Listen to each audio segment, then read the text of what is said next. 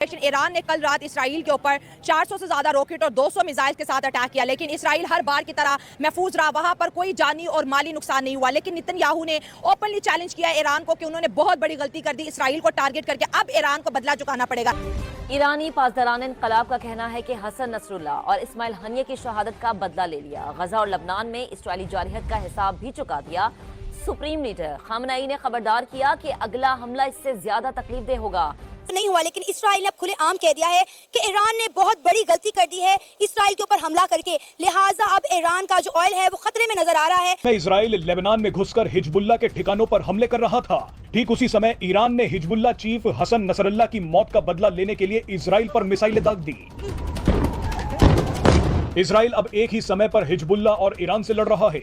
इस भीषण जंग के बीच पहली बार इसराइल के सैनिक हिजबुल्लाह की सुरंगों में पहुंच गए हैं। और ये जो दहशतगर्दी इसराइल ने खुले सांड की तरह पूरी दुनिया में मुसलमानों का वो कत्लेआम कर रहा था, उसको उसने जवाब दिया। और इंशाल्लाह अल्लाह की मदद और मुसलमानों की दुआएं, मुसलमान माओं की, बहनों की, बेटियों की, बच्चों की दुआएं उसके साथ हैं। उसका दिफा मजबूत है और वो अपना दिफा भी करेगा, और वो आने वाले दिनों में इसराइल पे दोबारा अटैक करेगा। डोनाल्ड ट्रंप का ये कहना है कि हम वर्ल्ड वॉर 3 की तरफ जा रहे हैं। दूसरी जानिब अगर इसराइल की बात करें तो आज उन्होंने यूनाइटेड नेशन के जो चीफ हैं उनको भी इसराइल के अंदर बैन कर दिया, क्योंकि उन्होंने जो है इसराइल का सपोर्ट नहीं किया।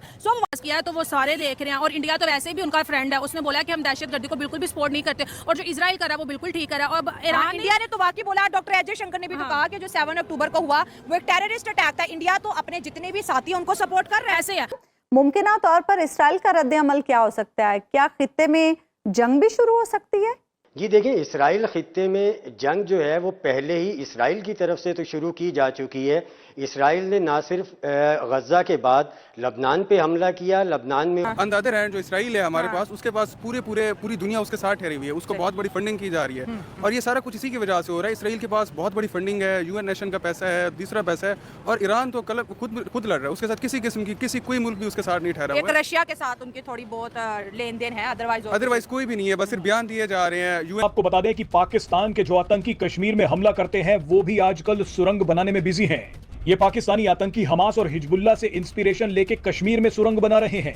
हाल ही में सब्सक्राइब करिए न्यूज़ हाइलाइट फर्स्ट चैनल को और बेल आइकॉन को दबाना मत भूलिएगा।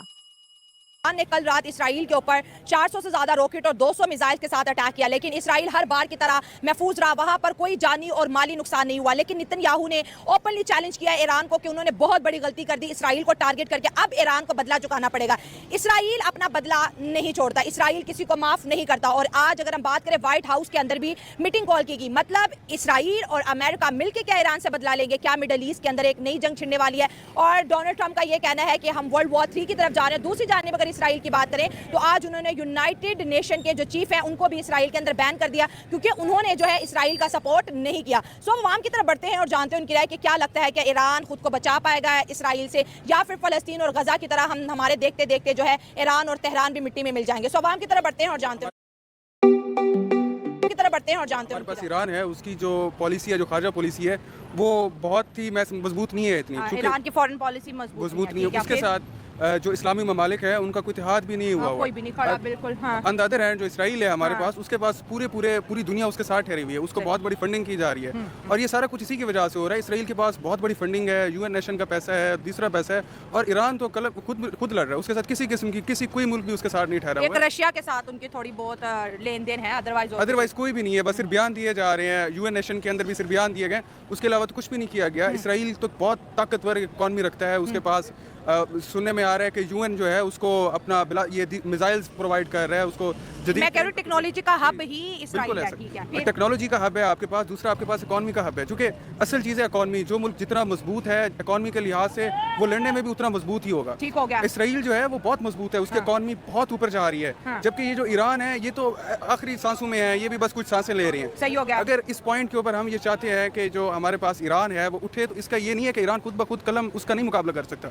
उसके साथ पूरी जो इस्लाम इस्लामी ममालिक हैं उनको साथ देना इस्लामिक होगा। ममालिक तो इसराइल के सामने उफ तक नहीं बोलती। अगर आज हम इंडिया की बात करें, डॉक्टर अजय शंकर ने स्टेटमेंट दिया है कि 7 अक्टूबर को जो हमास ने पहला हमला इसराइल पे किया था वो एक दहशतगर्दी हमला था। इंडिया इसराइल के साथ कल भी खड़ा है, आज भी खड़ा है, इस हमले से पहले भी खड़ा था, इस हमले के बाद भी खड़ा है। तो इंडिया इस वक्त अपना बहुत क्लियरली कार्ड प्ले कर रहा है। बिल्कुल ऐसा ही है, इंडिया बहुत क्लियरली कार्ड प्ले कर रहा है। मगर मुझे बहुत खुशी हुई, मैं रिसेंटली देख रहा था हमारे प्राइम मिनिस्टर साहब शहबाज शरीफ साहब गए, उन्होंने तकरीर की, उन्होंने ईरान अपने वाज़े अल्फाज के अंदर उन्होंने ईरान की हिमायत की और जंग बंदी का ऐलान किया। फलस्तीन की हिमायत की। जी, फलस्तीन की हिमायत की। तो कुछ किसी ने सुनी? मैम चूंकि हम भी गरीब हैं, इसलिए अगर हम कोई ताकतवर स्टेट होते तो ज़ाहिर बात है हमारी सुनी जाती।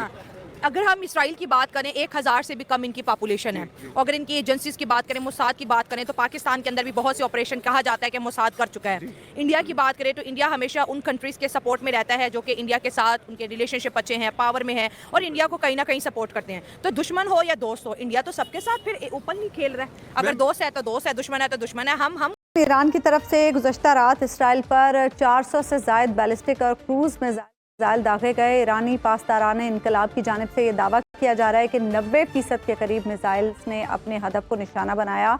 हमले में 3 इसराइली फौजी अड्डों को निशाना बनाया गया। साथ ही ईरान ने यह धमकी भी दी है कि अगर इसराइल की तरफ से जवाबी कार्रवाई की गई तो ईरान के हमले इतने शदीद होंगे कि वो इसराइल को कुचल कर रख देंगे। उधर इसराइली वज़ीर आज़म नेतन्याहू ने ईरान के हमलों को बड़ी गलती करार देते हुए कहा है कि तेहरान को इसकी भारी कीमत चुकाना पड़ेगी। इसी पर जंग भी शुरू हो सकती है।